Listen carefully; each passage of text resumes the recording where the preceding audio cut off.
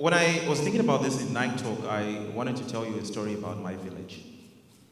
But last night I was super tired, been a long day. I decided to go out, just find a park and wind down. As I walked out of the building, I did something that not a lot of people would do. I raised my right arm and I called an actual taxi. I did not get an Uber. The taxi showed up. The guy who was in the taxi, his name was Eunice. He's from Ethiopia. As I entered in that room, I felt that I was in for a great conversation. And it didn't take time to show.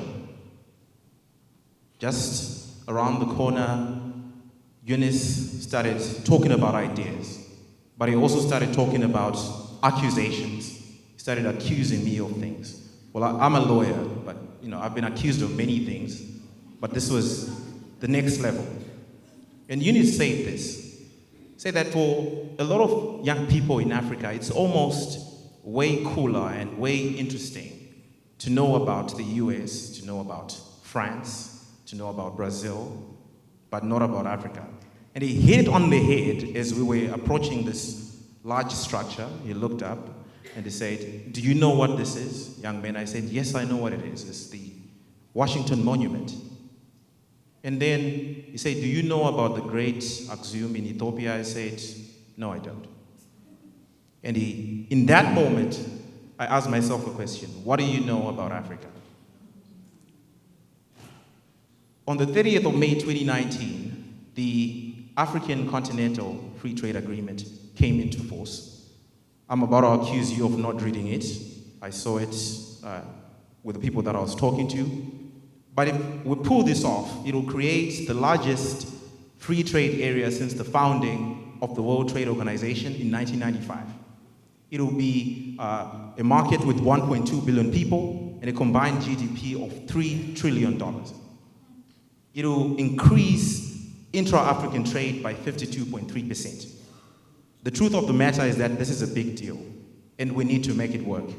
So how do we make it work if all we know about is my country, my country, my country, this? Make no mistake, patriotism is gold, but we need to start looking at Africa.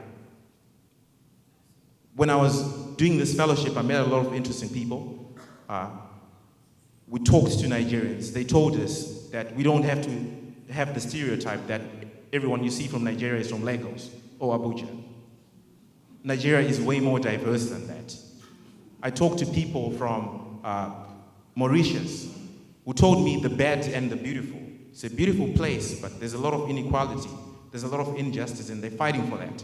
We need to understand the people that we're going to do business with.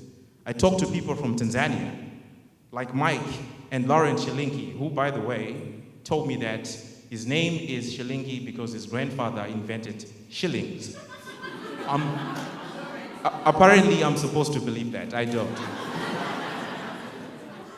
But the truth of the matter is that this is Africa's moment.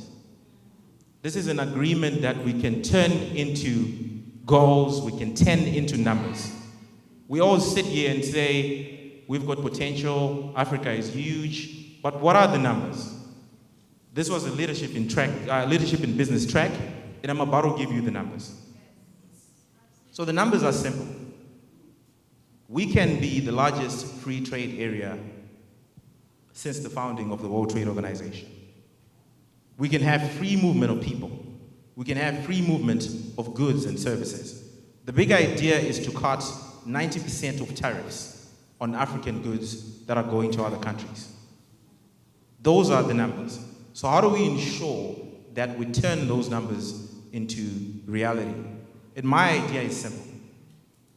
As young people, we need to see beyond our village. We need to see beyond our countries. So I invite you as you walk out of this room to talk about countries. People like to talk about, my name is Simba, I'm from Zimbabwe, I'm a lawyer, I have a startup. People don't talk about Zimbabwe, they talk about my startup, right? So I invite you to talk about my country so that you understand and that you can take that and benefit from those numbers. Thank you.